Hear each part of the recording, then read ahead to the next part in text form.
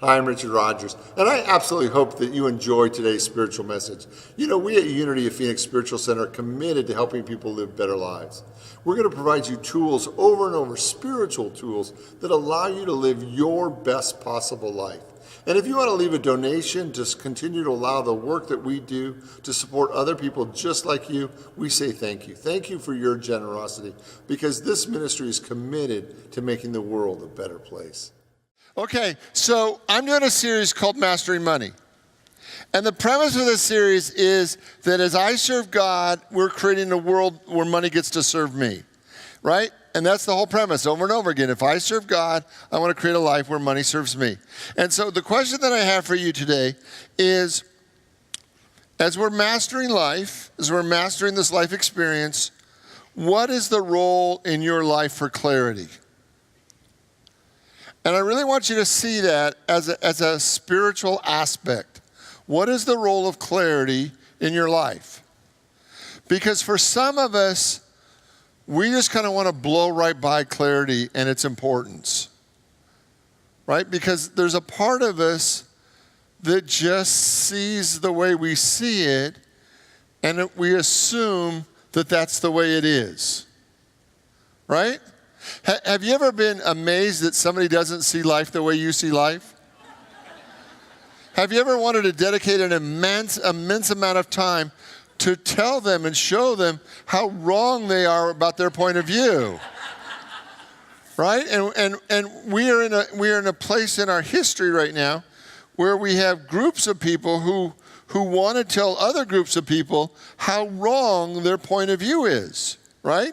And if they would just listen to us, they could be as enlightened as we are, because God knows how enlightened we are, right? And so what I want you to see tonight is that a significant part of our spiritual work is just moving into clarity, real clarity, not our own personal view of things, but a higher 60,000 spiritual view of things, to actually see things the way God sees things, right? Because limited points of view get limited results. True? If you can only see so far, you assume that that's the whole deal. You know, remember the poem you had to learn in high school about the 7 blind guys all describing the elephant? Nobody had to learn that poem in high school? Mark and I did, right? And the idea is one guy had the ears, and one guy had the trunk, and one guy had the leg, and one guy had the big middle, and they were all describing their point of view, and all the points of view were accurate. They were just limited. And with spiritual clarity, we get to a point of view where we can see from God's point of view. Now, it's a little dangerous when you think that every time your point of view is God's point of view, right? And they usually give those people television ministries, but well, you just, right? But there is a benefit, right, in realizing that for most of us there's a higher point of view, and that's what we want to get to today. Okay, is that where we're going? I hope that's where we're going. Okay, so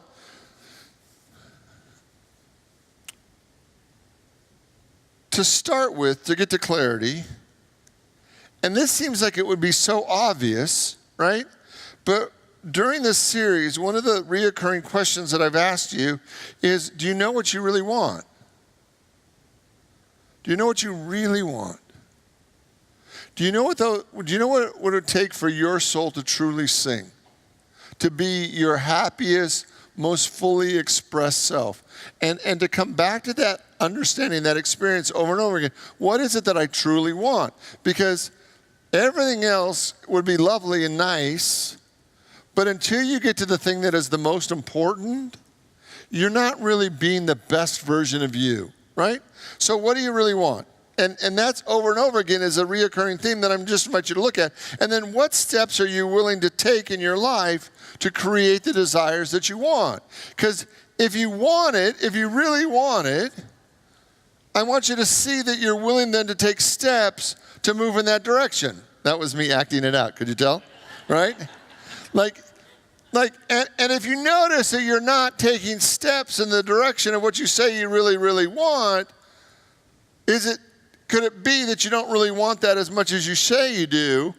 Or is there a fear or a story or a drama that's keeping you from really having it? And so those two things for me are really the most important thing. Do you know what you really want? And are you really willing to move toward that desire? Now, the other thing that I want you to really have clarity about, and I'm already going to get to the homework for tonight, is I want you to have clarity with all aspects of your money. And what's interesting for me is that for many of us, we really go unconscious with some aspects of our money. Like, do you know how much you spent last month in Starbucks? Right? It's like, some people are going zero, and some people go, oh no, I don't want to know. Right? That I actually want you to know how much money's coming into your life every week, every month, whatever period of time you work with, right? And I want you to actually know how much money is going out so that you can actually see what choices you're making with your money. So if you're not consciously choosing, then you're unconsciously spending, and that's an area where you don't have mastery over your money. So how much money do you have? How much does it cost you each month to service the debt on your life? Do you know how much it costs you in interest payments every month, every week for your debt? Right? Do you know how much you spend at Starbucks? Do you know how much you spend on healthcare, on retirement, on clothes? Do you know how much you're spending? Because there's a time in our life where if we really want to master money, we can't do it unconsciously. And for some of us, this is a little overwhelming because we don't really want to know how far in debt we are. We don't really want to know how big our credit card bills are. We don't really want to know what it costs us every month that we're just kind of moving down the road. But when we're really moving to clarity, when we really feel our most powerful self, then we're actually willing to see it because we know that God in us, there's a way to heal it. But what I can't see, I can't heal. Does that make sense? That clarity is power. That what I'm willing to see, I can heal. So my belief is that as you begin to work on these things, you're going to find that you're probably becoming more and more prosperous, and you may not even know that because you never pay attention. You never write it down. You never really allow yourself to see it. And I bet there are some expenses that you're paying on a weekly or monthly basis that if you allowed yourself to really see it, you would be horrified. Right? Anybody? It's like, I can't believe I spend that much money every month on that. Like, that's a vacation. Weekly, that would be a vacation.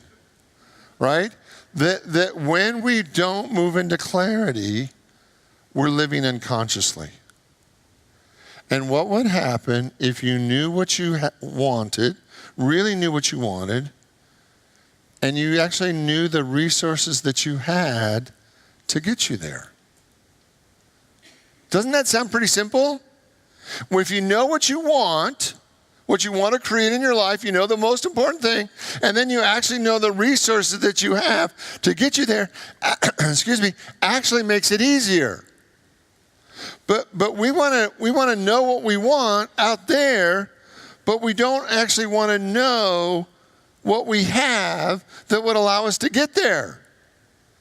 And probably for many of us, this is probably one of the areas where we are the foggiest. Right? So because we don't always want to know. But if you're going to master it, don't you need to be able to see it? If you want to create God as your partner in moving your life forward, don't you kind of have to see where God's already gotten you to? Like, if we were all going to go on a trip to New York, don't you think it would be helpful if we knew where we are today? Like if half the room thought we were in California, and half the room thought we were in Idaho, another part of the room thought we were in Texas, right?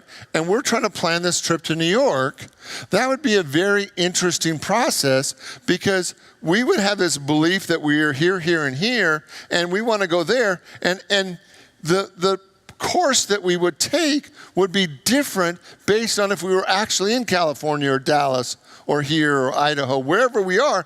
Knowing where you are actually allows you to begin the journey. But if you don't really start with where you are, you're kind of coming at it sideways.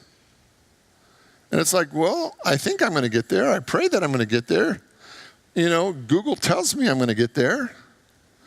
But Google actually knows where you are. That level of clarity changes things. Okay, comments, thoughts, questions? Anybody? Great, moving on. So being clear leads us to being conscious. Consciousness allows us to be at choice point. Okay, can I say that again? So being clear allows us to be conscious. Conscious allows us to move into choice point. Great. Now, let me go one step further. I know I'm talking a lot about money today, but I'm going to just go into it and then I'm going to get off of it so you can all breathe, right? So there are 3 ways to make greater abundance in your life. Do you know what those are?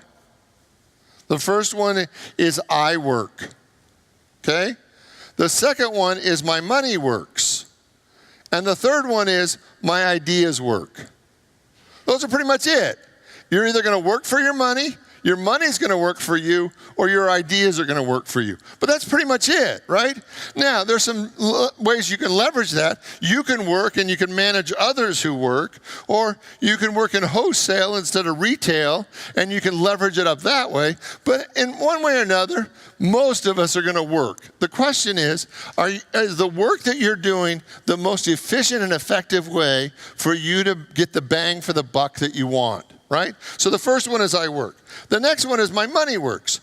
And I'm not going to go into a course on investing, but for most of us, it comes to real estate and stocks and bonds or stocks. And most of us, it's in our retirement. When you look at where most Americans are invested, and when the real estate market took such a hit 10 years ago, right? Most of us are still recovering from that. But the thing that's even more interesting to me is the idea of your ideas working. You know, the largest taxi cab company in the world right now doesn't own a car. Right? It doesn't own a car. It owns an app. And it enrolled people in an app. It enrolled people in an idea. And it was just an idea. There's nothing there. Does that make sense?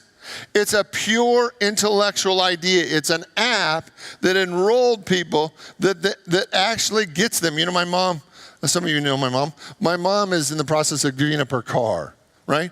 That used to be the scariest thing for older people, right? Because that was their independence. With Uber, she's free.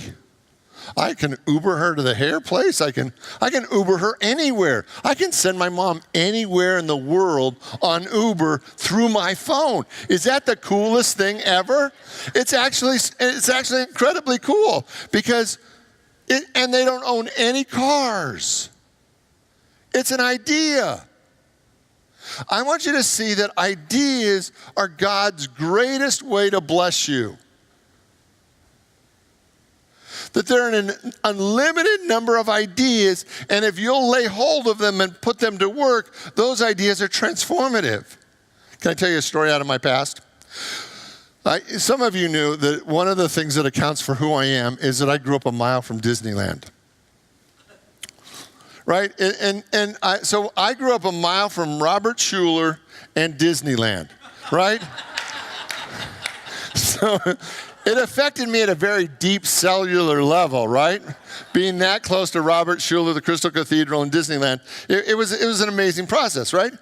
But in the 60s-ish, as we were driving around Orange County, we began to notice people parking their RVs anywhere that they could find a spot. right? They'd park them in grocery stores. They'd park them anywhere they could find a parking lot, right?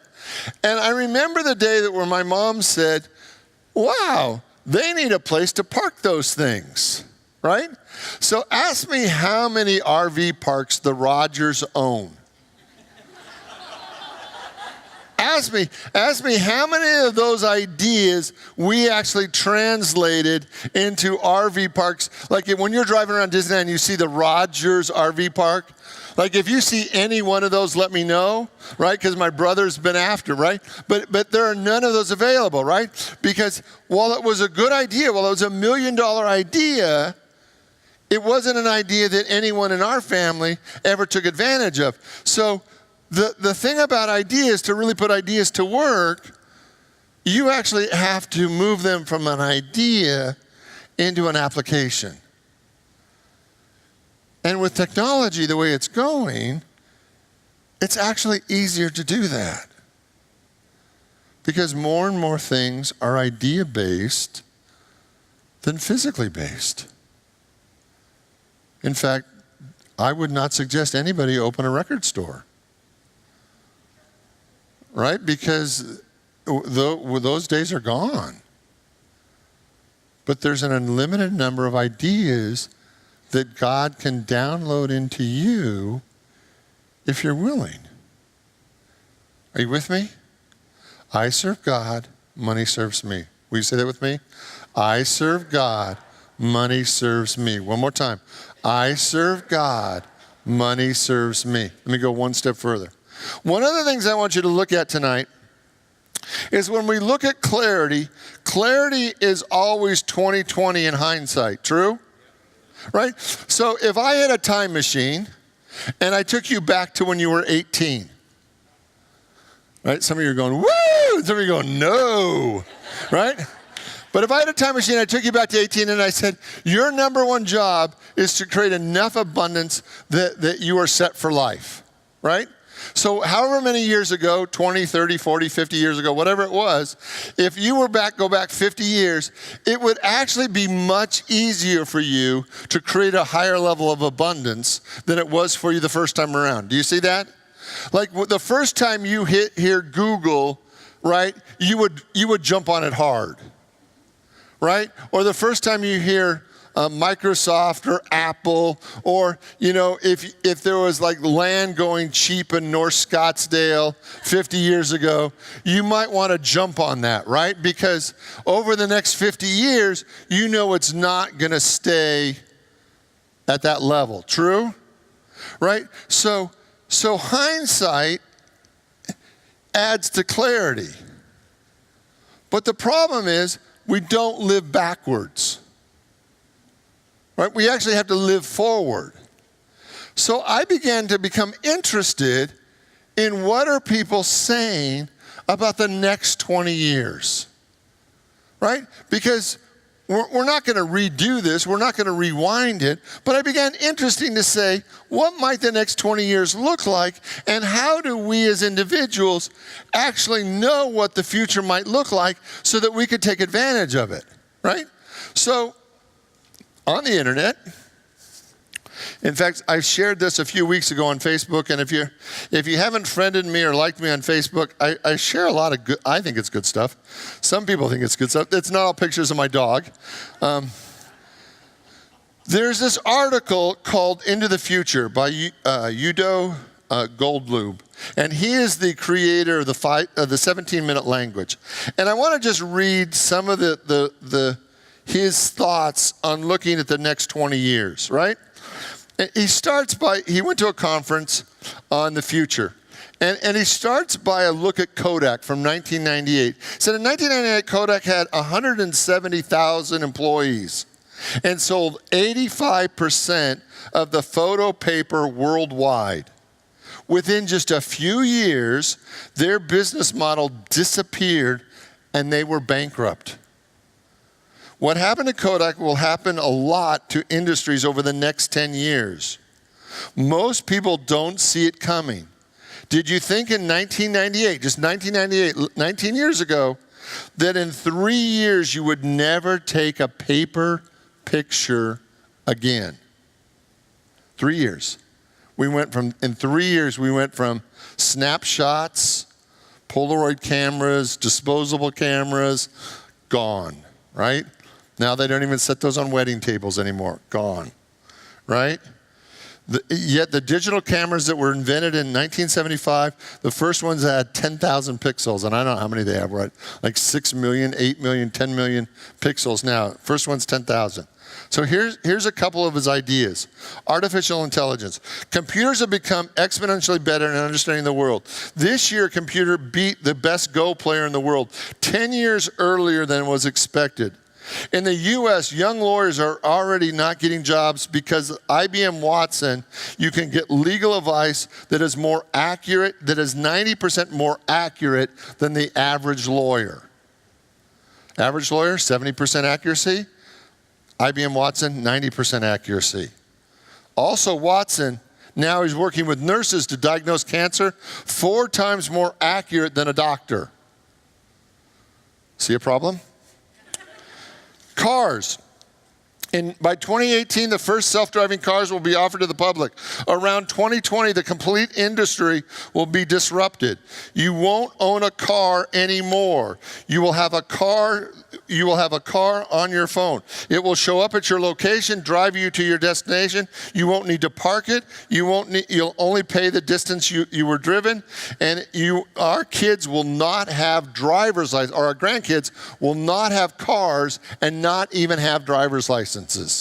Because they will be in the back seat in a car that doesn't have a driver.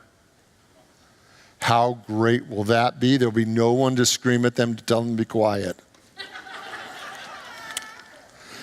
Right? They won't have driver's license. There'll be 90 to 95% fewer cars. Electric cars will be mainstream by 2020. Cities will be less noisy, less polluted because they'll be running on electricity. Car companies will now become mostly bankrupt by tracking the evolutionary approach of just building better cars, while tech companies like Tesla, Apple, and Google will begin to build computers on wheels. Insurance companies will have massive problems because without accidents, the insurance will become 100 times cheaper. Thank you. Car insurance business model will disappear. Here's the real estate values based on a proximity to workplaces, school, etc.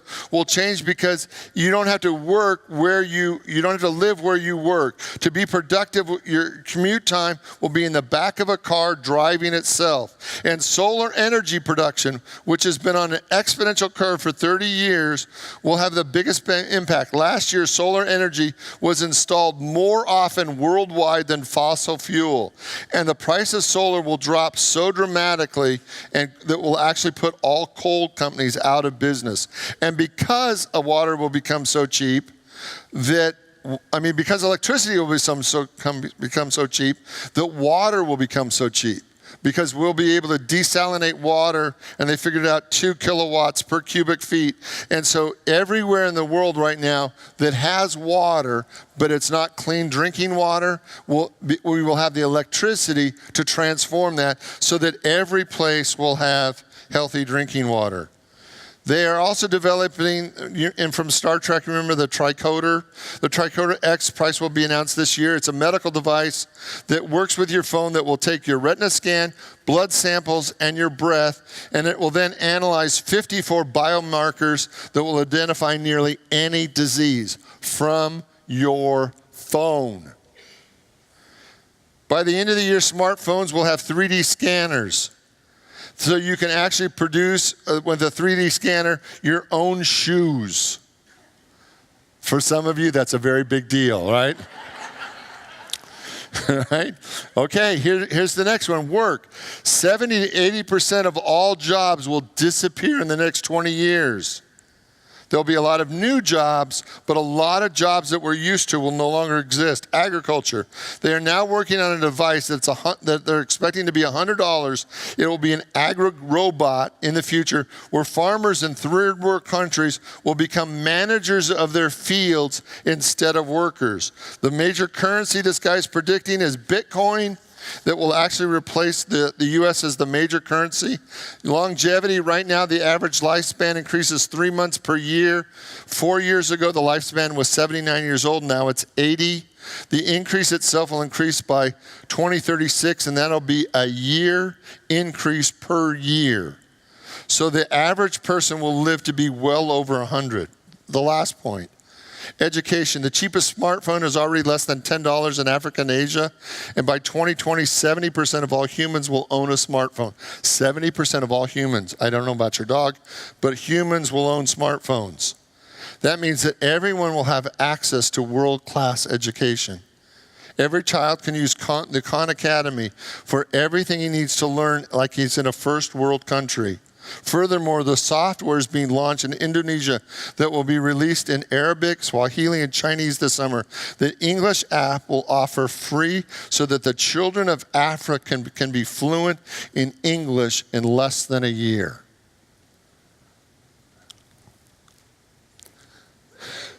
Okay, we got one woohoo, right? So this week we saw people protesting violently, wanting our country to go back 150 years, right? So here's the deal. We're not going back. Not only are we not going back,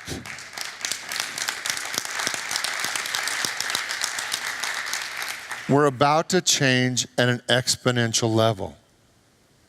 So when change is this big, there's always going to be a force that wants to go back to the good old days, right? And we can't go back. We've come too far. So the truth is, I want you to be ready and not looking back to glory days that weren't really glory days, but I want you to actually have the clarity to be ready for what's ahead. Because there's radical change ahead.